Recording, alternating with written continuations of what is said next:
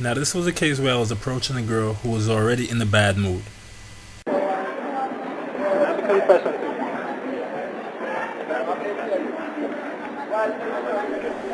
Alright, so right now guys, the girl is basically telling me that she's not in the mood to talk and she's in a bad mood. Another thing is, just before I approached her here, I had seen her on 2 prior occasions, like minutes before, but she cut into a store every time I was to approach her. Whenever I try to approach you, I always look on the store. I don't know if it was deliberate, but At this point, she gave me the nastiest fucking look in the world. it's like that sometimes. Right, at this point, the audio was so choppy and inaudible that I really don't know what the fuck she was saying, but she said please go, but she kept on, and that's where it continued from.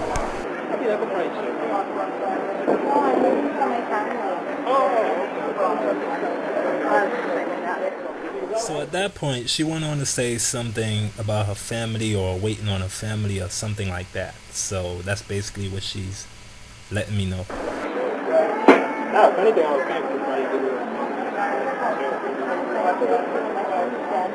Where they are, and the car's there, so I can't go anywhere. Okay guys, what I gather from in the moment from what she's trying to say is the car is right there, and she pointed to a car right in front of us. She's saying that that is her family's car, but she doesn't know where they are right now. So she's basically standing or waiting there by the car, waiting on them. So that is what this whole thing is all about the car. So she's basically telling me she's car sitting, so she can't leave with me right now to go hang out. But grant you that this is a giant leap from a girl who told me seconds ago to basically get out of here, she doesn't want to talk to me, to now that she's actually considering going with me to hang out, but the only reason she can't is because she has to car sit, which could be is bullshit anyway. But the point is, she's not telling me to get out of here. That's what got me feeling bad. You're in the funk, and you got me in the funk. I can't help you. What?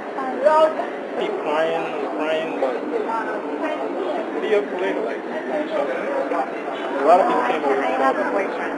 Okay. Yeah.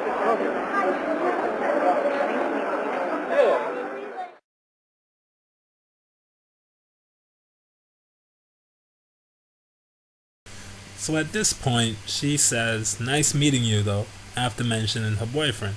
I mean, chicks do this a lot, so much that it's really hilarious. They use it as a way in order to get rid of a guy. So when she said, "Nice to meet you," "Nice meeting you though, I have a boyfriend," it's like saying, "Okay, get the fuck out of here now."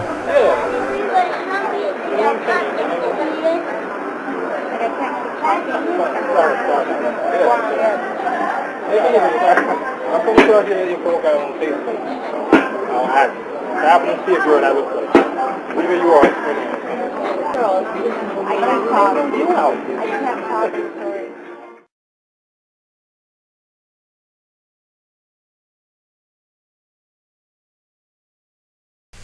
So at this point, she's like, "There are lots of girls. Look, there's lots of girls. Go talk to them. I can't talk right now. I don't want to talk right now."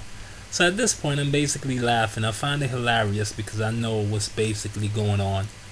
And I know this is just a typical female attempt at trying to brush a guy off. So I'm being self-amused here, guys. This is what you want to learn. When you're facing rejection, you self-amuse, laugh at it, get a kick out of it, and just plow on until the set is over.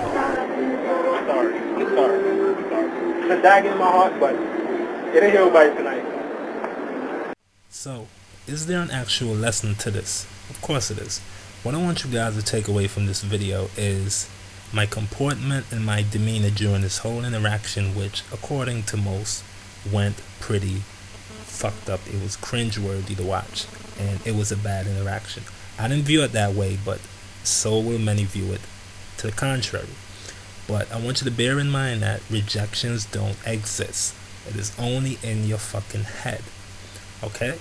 So, with this interaction here, what you should take away is the key points of Whenever a girl gives you shit or she gives you negative remarks and comments, such as this girl was saying that she doesn't want to talk to me, she has a boyfriend, so forth and so forth, you want to always reframe things in the positive.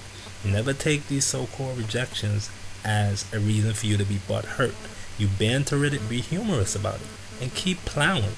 That's basically what I did in the video. I kept plowing. When a girl said whatever she said, it went through one ear, went out of the next, and I kept plowing. And if it wasn't for the girl's situation, I could guarantee that I would have gotten a number or an instant date or something, an instant pull, whatever it might be. But for the simple fact that she was in a bad mood, and sometimes you can't override that. But overall, guys, plow to the bitter end, because you never know what could happen. The girl may be in a fucked up mood, whatever it might be, but if you never progress, you never keep pushing and pushing, you never know what could actually happen. You may not get the girl eventually, but there's a good chance that you will.